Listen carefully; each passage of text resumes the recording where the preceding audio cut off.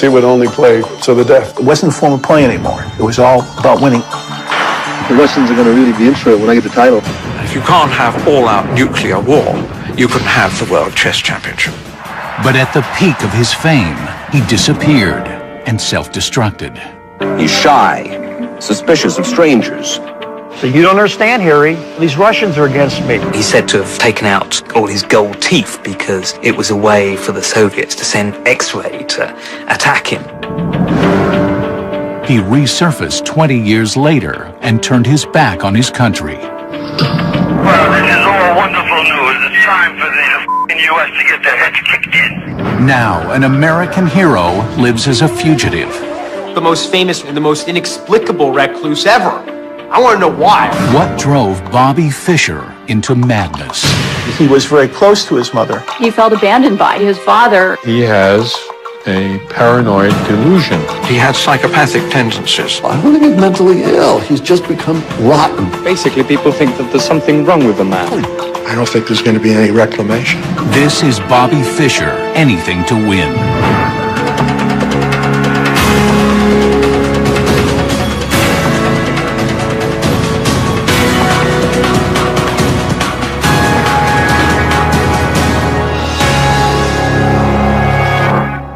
The game of chess has been played by kings and presidents, artists and athletes, young and old. But professional chess never garnered much attention until Bobby Fischer. Fischer really piqued the national imagination. He was charismatic, tall, handsome, somewhat mysterious. He was very interesting. He was offbeat. He was unique. He was idiosyncratic. Journalists love people like him. They make headlines. Chess was not a popular game. It was not part of American myth. Overnight, Bobby Fischer put chess on the map of America.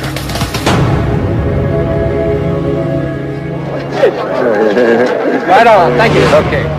How did a high school dropout become a cultural touchstone, carrying the weight of a nation? And what price did he pay to get there? He said, I wanted to become world champion. I've achieved it. Now I don't know what to do.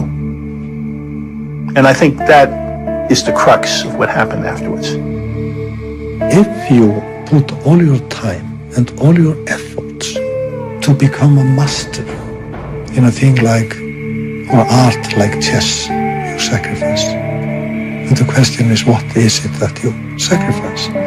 The next question is, of course, is it worth it?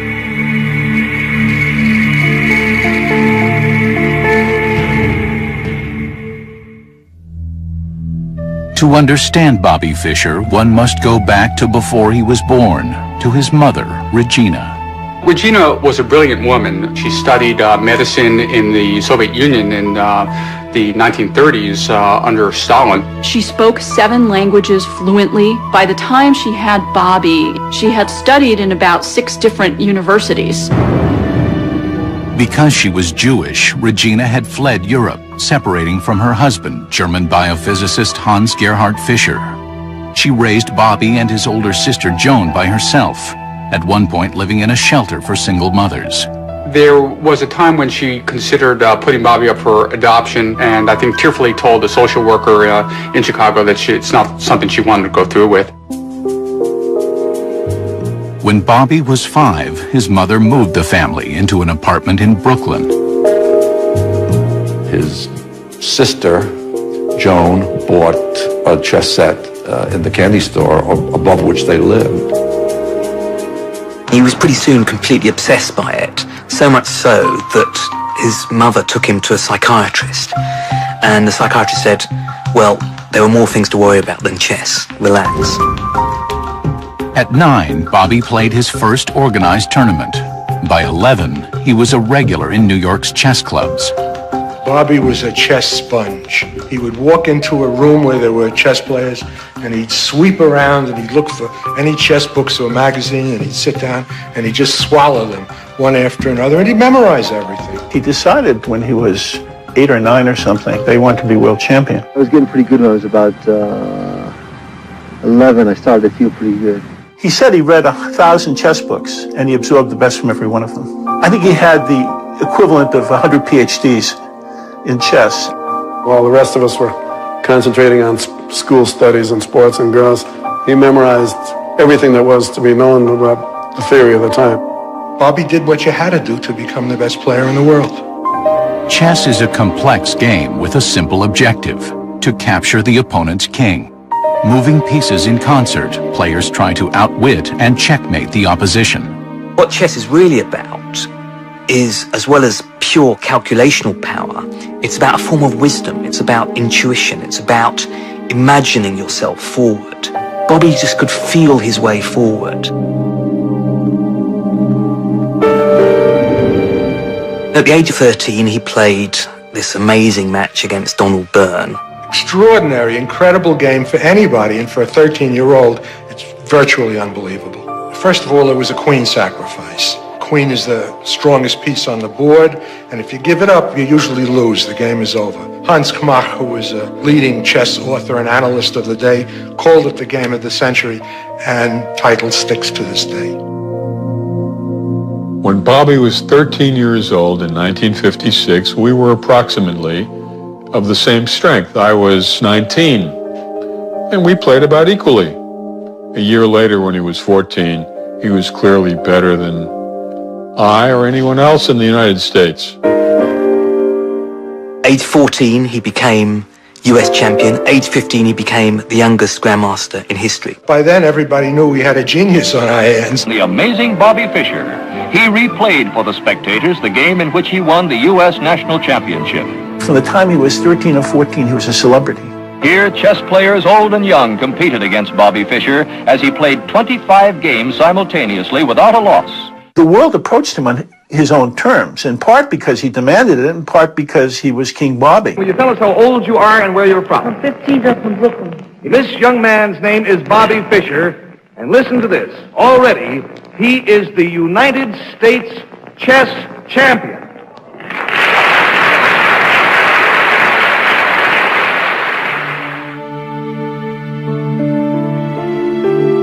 To his mother, Bobby's gift represented an opportunity. She really tried to manipulate, in many ways, his career and tried to find ways to promote him. She called me up one time and said, I want Bobby to go on this certain TV station. I don't want to tell him because if I tell him, he won't do it. So I want you to tell him. One of my jobs was to raise funds for players to play overseas. And she was always in my office trying to get this money. And Bobby was embarrassed by all of this. Bobby had no relationship with the man listed on his birth certificate as his father, Hans Gerhard Fischer. Occasionally I would mention something to Bobby about your father or something, and he would say, I didn't know my father. He left when I was 2. At least one occasion he cried when fathers was mentioned at a toast at a banquet. And I read somewhere else that if you mentioned his father, he wasn't the same for the rest of the day. What about your father? No, I don't see him. Are they living together? No, her.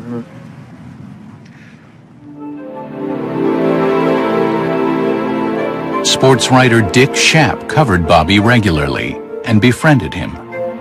My father, Dick Schaap, knew that Bobby didn't have really a father figure in his life, and I think my father filled that function, taking him to sporting events, trying to socialize him to a certain degree in a world outside of chess. But Bobby showed little interest in anything outside of the 64 squares. Although his IQ was estimated at 187, that's high genius level, it didn't translate into school success. Bobby dropped out of Erasmus High School after the 10th grade. He had made a decision to become the greatest chess player in the world. Everything else was a distraction. Here he was, a high school dropout, suddenly thrown in among highly educated people, rich people, sophisticated people, and he felt himself always at a disadvantage, and that was always a tremendous impact on all of his behavior. He, from a very early age, could sense that people were attaching their own fortunes to his. And that's naturally going to produce paranoia even in someone who is normal, and in someone who is predisposed to paranoia or schizophrenia, it's obviously going to have disastrous effects. He's not an easy person to be with. Whatever he wanted to do, he wanted to do it. He didn't care about you. He sounded crazier and crazier. I told him he ought to go see a psychiatrist. He was in bad shape. By his late teens, Bobby Fischer was the top chess player in the United States, and he was already using tactics of intimidation. Chess was not for him a form of play as much as it was a sport. He trained himself to win, physically, psychologically, and in terms of his chess knowledge. He towers over you, flashing blue eyes, looking around, and if you'd make some threat which to him seemed childish, he would kind of like snicker or scoff at that. Mark Taimanov said that he was Achilles without an Achilles heel. It was like a wall was advancing on you. You just felt helpless.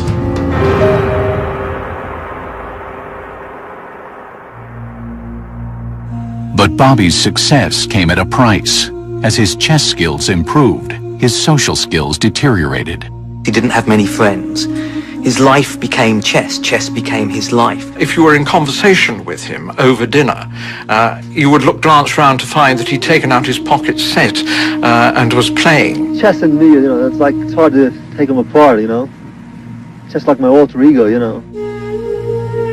People outside of the world of chess, he would refer to them as weakies or fish. They didn't have anything to offer. What has chess done to your social life? Do you get a chance to go out? Not too much, no. Do you have a girl? No. He's a lonely person, and the chess gives him the companionship that he lacks. Bobby slept during the day and studied chess and listened to the radio at night. He found a captivating voice in Herbert Armstrong, founder of the Worldwide Church of God. All of the great cities are going to be leveled and destroyed. I'm telling you that a time more terrifying than anything that ever happened is soon going to happen in this world.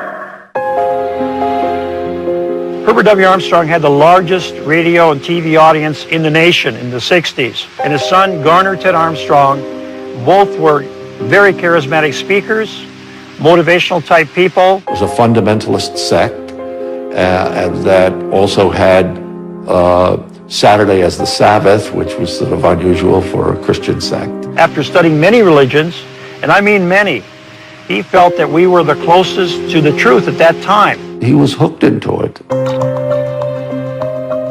From 1957 to 1967, he won 8 U.S. championships. With each success, Bobby's ego swelled.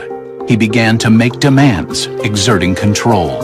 Boards had to be so, the pieces had to be so, the audience had to be kept back from the game, the prize money had to be doubled. Conditions have been like in the dark ages, horrible lighting, chandelier-type lighting, when obviously if you're going to concentrate for 5 hours, you need the most soft, kind of bright-type fluorescent lighting that you can get. He made life hell for tournament organizers, and a couple of times this led to showdowns, and he refused to compromise. In '67, despite leading the World Championship qualifying tournament, Fischer walked out midway after a series of arguments with tournament officials. Bobby had to forfeit, so Bobby left. He played one of the great tournaments of his life, and then he drops out. Because he wasn't getting his request. Once he realized he was leaving, he sent a message to the U.S. Embassy saying that he wanted a nice roomy helicopter to take him to the airport. All the dignitaries are there, everybody's there. It's all set. There's only one person missing, Bobby Fischer.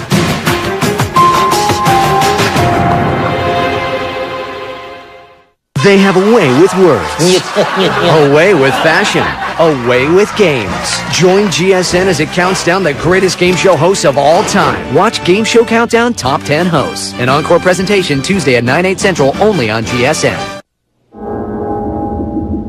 Man has always been fascinated with traveling back in time. Well, now Sprint has actually moved the unlimited calling time back 2 hours from 9 p.m. to 7. It's science fiction meets cold, hard economics.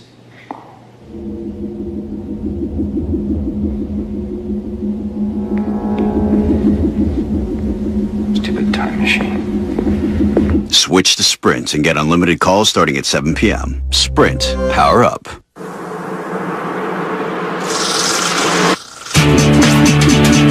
Sprint gives you the power to start talking at 7 p.m. because night calling now starts 2 hours earlier. And with enhanced overage protection, there won't be any surprises on your bill. All with Sprint fair and flexible plans. Switch today and get the best value in wireless. Stop by your nearest Sprint store and get the A640 camera phone free. Sprint. Power up. You ever think you might have worms? If your computer is slowing down or crashing or just acting weird. E-acceleration with the full power of Stop Sign can make it like new again. Stop Sign gives you virus protection second to none. With a spam blocker and spyware remover. Pop-up blocker. And the Stop Sign firewall for all the protection you'll ever need. Guaranteed. You may be infected and not even know it. Go to StopSign.com for a free virus scan now. Every day, Progressive does something that's, well, progressive. They have this ticker that shows their car insurance rates and their top competitors. Right now on Progressive.com, you can see actual rates that people are getting. Sometimes Progressive is the lowest. Sometimes they're not. Hey, if they're this helpful when you're shopping for car insurance, imagine how they'll be once you're a customer.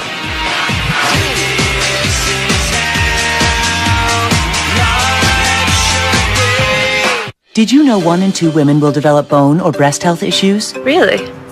I didn't know that. One A Day Women's is the only complete multivitamin with more calcium for strong bones, and now more vitamin D, which emerging research suggests may support breast health. 1 A Day Women's. I'm here to talk about the Sprint network. Assisting me is Henry Alshman, attorney. Sprint has the largest voice calling area and the largest mobile broadband network. No one has a more powerful network. It even protects us from meteors. Well, that's the word on the street. Switch to the Sprint Power Network. Buy one katana, get one free. Sprint. Power up.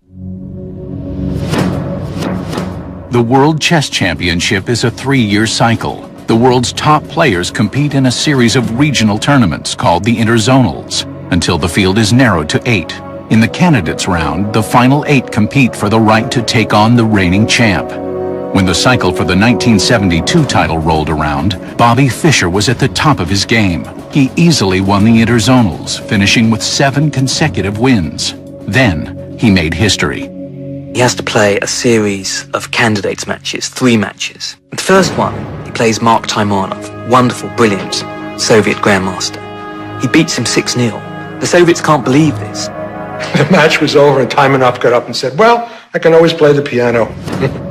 Then he plays Bent Larsen, one of the great chess players as well, Danish grandmaster. He beat him 6-0. You know, that's like knocking out Muhammad Ali with one hand tied behind your back. It can't be done. Then he plays Tigran Petrosian, smashes him as well. The chess world had never seen a series of games quite like this. Fischer earned the right to challenge the reigning world champ, 35-year-old Russian Boris Spassky.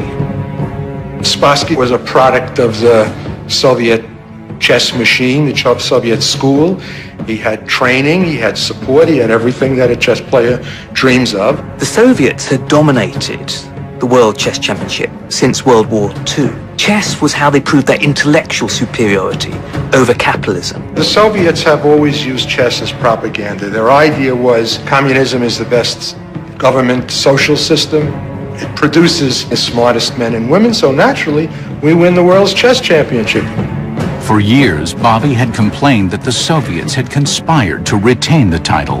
You sound a little angry when you talk about the Russians in the chess. That's right, yeah. Well, they've held my title for about 10 years. That's the way I look at it. This is Bobby, the lone American hero, riding out to confront the massed ranks of the great, previously all-conquering chess machine. The Cold War showdown sparked spectacular international interest. Iceland earned the right to host by offering a record purse of $125,000. But Bobby never signed the contract, and at the last moment had second thoughts. He wanted more money. This was a last-minute demand. and nobody in Iceland was going to meet it. I thought that Bobby Fischer would like to become the world chess champion. And I couldn't believe that he would walk away from it. This was the highest prize money ever. Thousands of fans and journalists descended upon Reykjavik, but when the opening ceremonies took place, one man was missing. There's the world champion himself, Boris Spassky. There's the American ambassador. There's the president of Iceland. There's only one empty chair, and it is, of course, the challenger. Where is the challenger? The challenger's in New York City, renegotiating the agreement. If Mr. Fischer has a moral to pass on, it is that the important thing in the game is not in winning, but in getting the highest percentage of the gate money. Michael Nicholson, ITN, sitting where Mr. Fischer should have been in Iceland tonight. How far would Bobby push his demands? And would it cost him his dream? 1972 World Chess Championship began without the challenger. The championship was in peril. Then a wealthy British chess fan called Bobby out.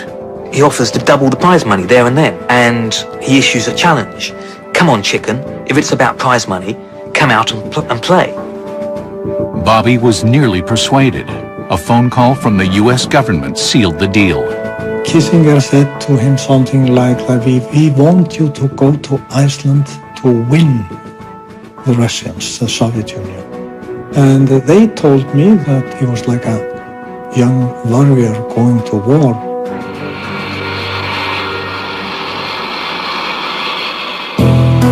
Bobby finally arrived in Reykjavik, but as usual, the negotiations had only just begun. Bobby goes down to the hall, and he doesn't like the chessboard, and he thinks the chairs of the audience are too close, and he doesn't like the lighting. There isn't anything that Bobby likes, and he demands that each and every one of those things is changed. We had to remove several of the first rows, take the audience further back into the hall. The conditions were met, and on July 11th, 1972, the match began. Game one's an amazing game. Bobby plays a move that club players know not to play. He takes a pawn with his bishop. A rook pawn allows his bishop to be trapped. The mistake cost Bobby the first game. Oh, I think he blundered, you know. I think that's pretty clear, you know. I think he was disturbed by some TV towers, you know, who were hanging over him there, you know. There was a man by the name of Chester Fox who had the camera rights, and he had to wrap the cameras in burlap. Fischer said he could hear the cameras even. He even said he heard the cameras when they weren't even turned on. Mr. Fox, yes. If it's not the noise that's blocking Mr. Fischer, what could it then be? I don't think anybody can tell you other than Bobby Fischer, and maybe he can't tell you. Bobby insisted that the cameras be removed. The Icelanders refused. Game 2 also went to Spassky by forfeit. He didn't show up for the second game and lost it too. The championship is a best of 24, with both players earning a half point for a draw. The first to 12.5 points is the victor. Tremendous disadvantage to be behind 2-0 at the start of a match. That's 5-0 in the last inning. It's a very, very big hole. But Bobby was unwavering, and he refused to continue unless the cameras were removed. Then we decided, away with the cameras. We are not jeopardizing the mats for the cameras. They end up moving Game 3 into a tiny little room at the back, which is normally used for table tennis.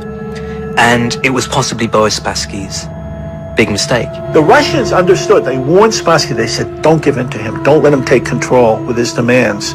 Don't let it become his match, his tournament. Mr. Spassky, are you happy with the arrangements for today's game? He didn't need to agree to it. He could have stuck to his guns, and Fischer would have forfeited the World Championship, and Spassky would have remained world champion.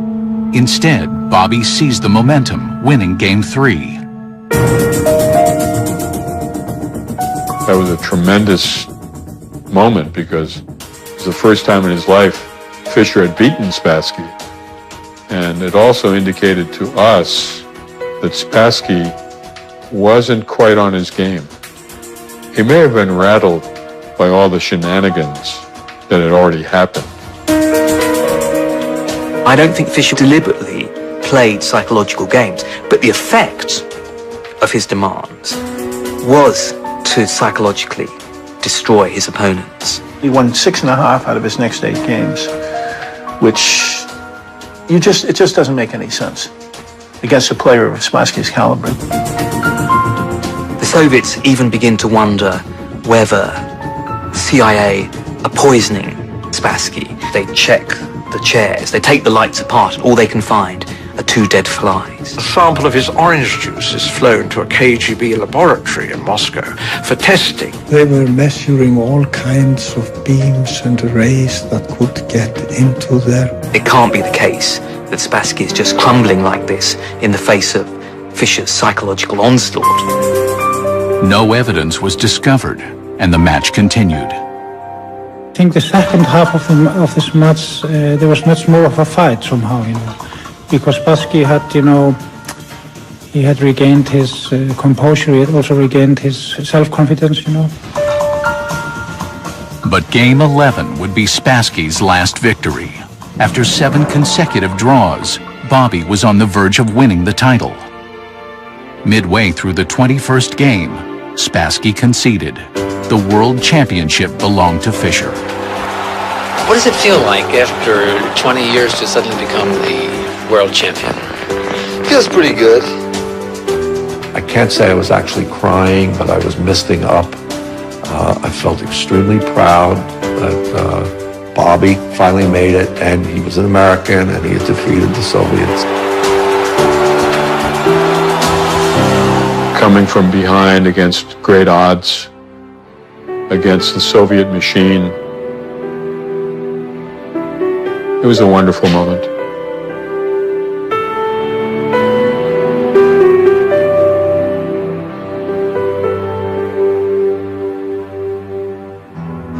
Next up, Fischer stuns the chess world.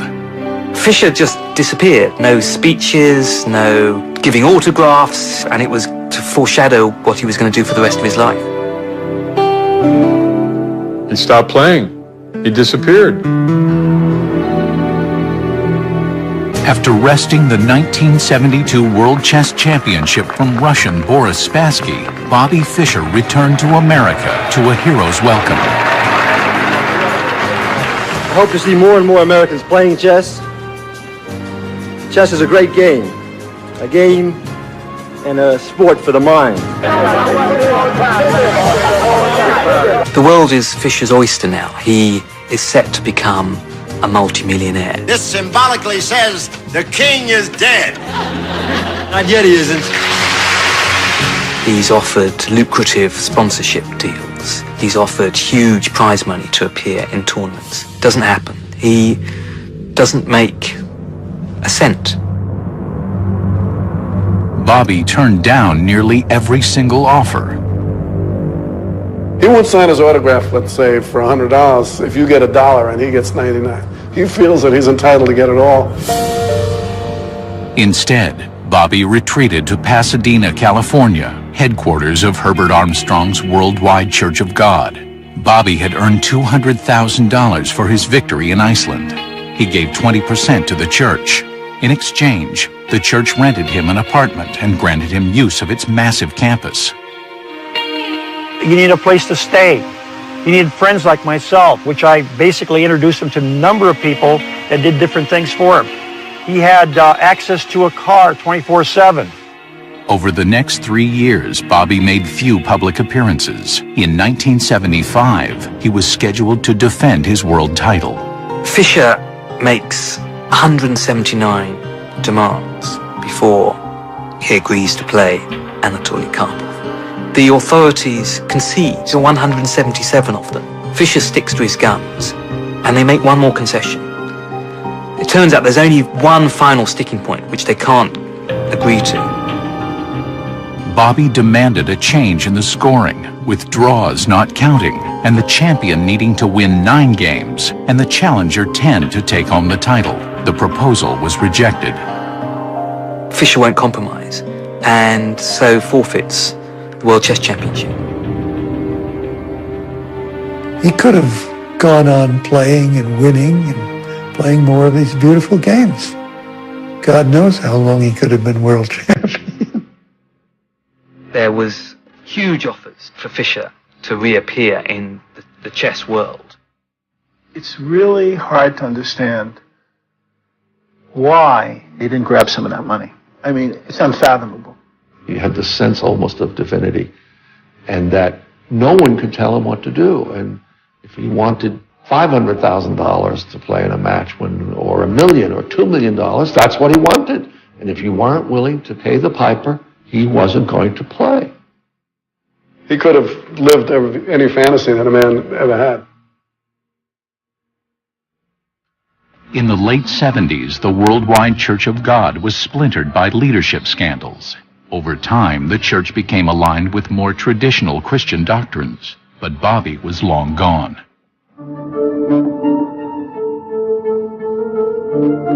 Bobby stopped being involved with people that were reaching out and saying, I want to help you. Stopped taking care of himself, added weight. Essentially, he began the process of isolating himself and retreating into his own world and his own mind and whatever was going on inside of that.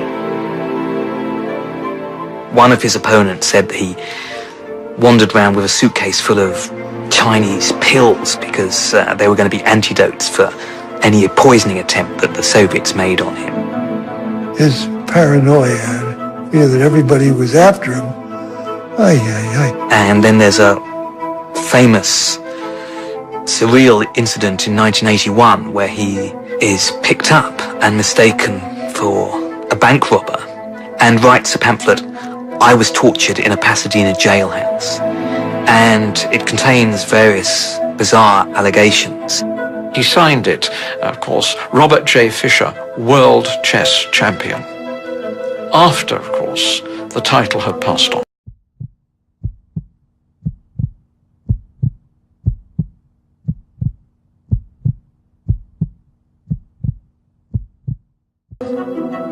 The title he felt he had always had, he never relinquished in his mind.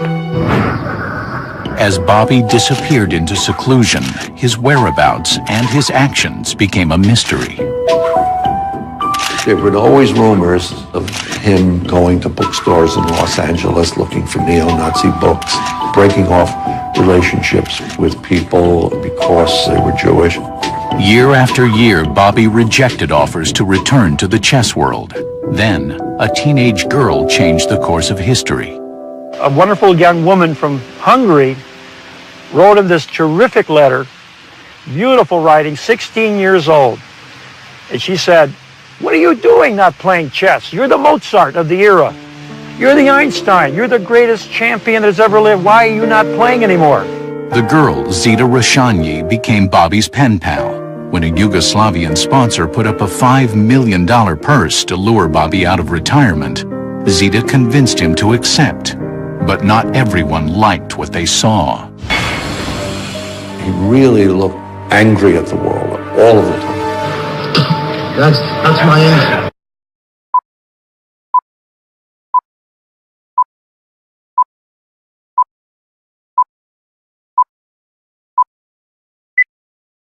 In September of 1992, in Sveti Stefan, Yugoslavia, Bobby Fischer played a rematch against Boris Spassky, 20 years after they'd competed for the World Championship. The event was beset by controversy. This was the height of the Yugoslav Civil War, and there were United Nations sanctions which prohibited commercial relations with Yugoslavia. The United States Treasury Department wrote to Bobby Fischer to warn him about this. Should Bobby choose to play the match and accept his winnings, the penalty would be a $250,000 fine and 10 years in prison. So this is my reply to their order not to defend my title here. That's my answer. Bobby ignored the warning and defeated Spassky again. He took the money, more than $3 million, and ran. A warrant was issued against him, which is still in force. And at that point, his wanderings outside the United States began. Bobby went to Hungary with Zita after the championship. He was in love with her. He wanted very much to make it. She took off with another guy. Painful. This was possibly his only true love.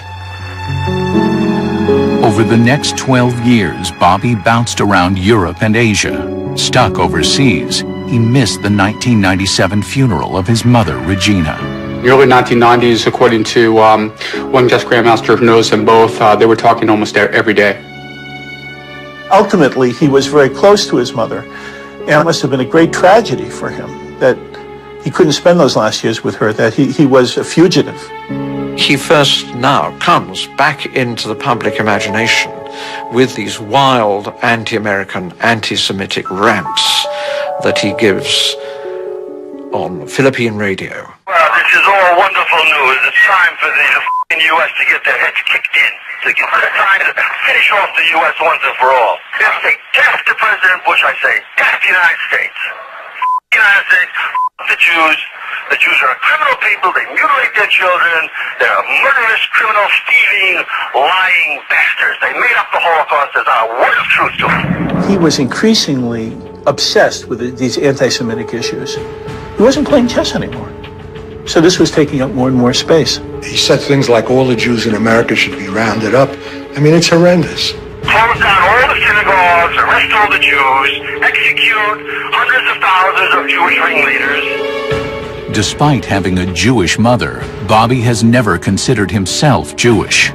His anti-Semitism was a mindset. It was a sort of psychopathic illness which he couldn't shake off. Probably some hidden or not so hidden antagonism toward his mom, perhaps toward his absent father. In 2002, a stunning secret about Bobby's paternity was discovered. There wasn't a whole lot known about Gerhard Fischer, and when we started digging into it, we discovered that, in fact, Gerhard Fischer had never actually really been part of Bobby's life, that he never actually ever entered the United States. All evidence points to the father being Paul Nemenyi, who was a Hungarian physicist who died in the early 1950s. It wasn't clear whether they ever actually told Bobby that Paul was his real father. Beyond the physical resemblance, Bobby and Paul Nemenyi seem to share certain personality traits. Nemenyi was a very interesting character. According to one former co-worker who we interviewed, he had a habit of carrying soap around in his pockets at all times so that he could wash his hands after he touched door handles. He was an animal rights activist. He did not believe in wearing wool. He would occasionally walk around with his pajamas sticking out from underneath his clothing. Bobby appears to have inherited more than just his father's eccentricities.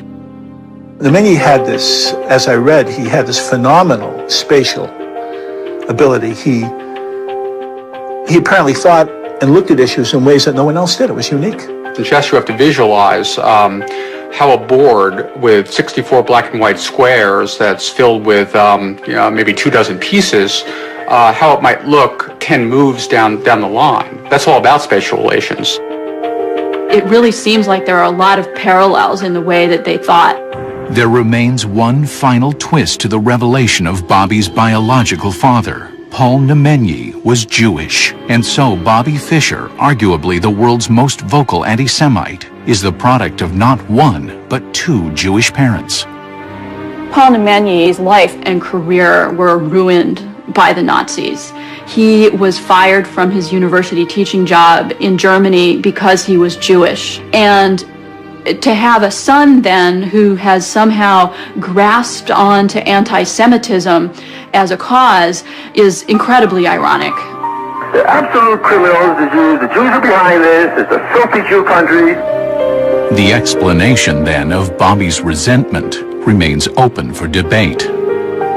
I think my father, at the end of the day, he viewed Bobby as a guy who had unfortunately lost his mind. A lot of people think he's mentally ill. I don't think he's mentally ill. He's just become mean. He's become rotten inside.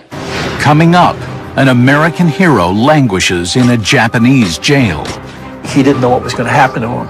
So he's with me as a gangster. He takes orders from... In July of 2004, after traveling freely for 12 years, Bobby Fischer was arrested in Tokyo for having an invalid passport. Unbeknownst to Bobby, the U.S. had revoked his passport 1 year earlier. This was many years after his crime of playing the 1992 match. Why had it taken them so long? One can only assume it was because he'd started making these anti-American comments. The United States is controlled by the Jew. It is a filthy, dirty, rotten country in every way, and it's always been a filthy, dirty, rotten country. Bobby Fischer, I think, was being pursued because of what he said, which, you know, should be anathema to our American ideals of free speech. Month after month, Bobby sat in a Japanese detention center. Lawyers fought to get him free. Salvation would come from an unlikely source. The Icelandic chess authorities, who were very fond of Bobby, and they had never forgotten the debt they owed to him for putting Reykjavik on the map. Bobby Fischer is a part of the Icelandic history now. He became the world chess champion here. This little group was formed, kind of activist, Free Bobby Fischer group. Bobby became aware of our efforts. So he wrote a letter to the foreign minister asking to become an Icelandic citizen. And it was passed with a great majority. After 9 months in captivity, Bobby was released to the Icelandic officials. He traveled 5,500 miles to his new home. When you saw him arriving at the airport in Iceland, he looked like he had gone to hell and come back. He had been at the edge of the abyss. He was grim, forlorn. He looked broken.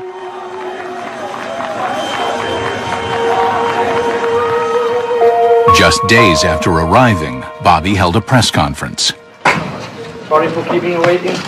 It was nothing but a kidnapping. The Jews told Bush to do this. Then Bush told Koizumi to do it. Then the U.S. government and the Japanese government sat down and decided Fischer must go to prison. He must be punished. He must be destroyed.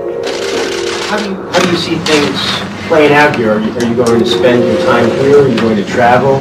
What is your name? Jeremy. Jeremy what? Shapp. Your father was Dick Shapp? He said, almost instantly, your father, he was a Jew, right? His father, many, many years ago, befriended me. Acted kind of like a father figure. And then later, like a typical Jewish snake, he rapped me very hard. He said, I don't have a sane bone in my body. I didn't forget that.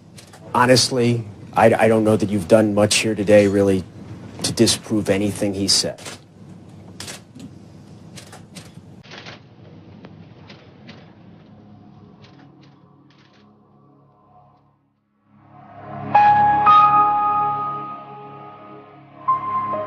People here were not happy, about, well, why are we inviting this, raging anti-Semite to come to our country?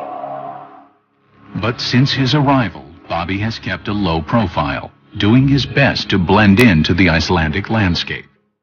He's very quiet, he's content with himself. He has not made any problems at all here in Iceland, People are leaving him alone, really, and the media is leaving him alone, and I think that's great. I think that's the way it should be.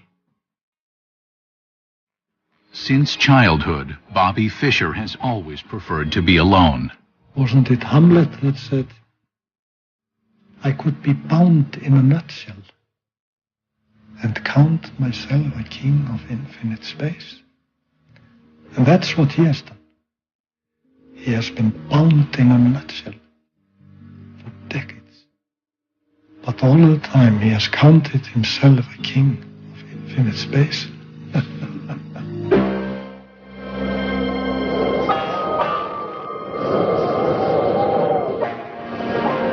And so, Bobby Fischer, conquering American hero, lives in exile in a modest apartment on a remote island just below the Arctic Circle, alone. When I think about him, I feel very sad indeed. Look what he did to himself. Every game that wasn't played is a tremendous loss in a sense, because it was wonderful to watch him play.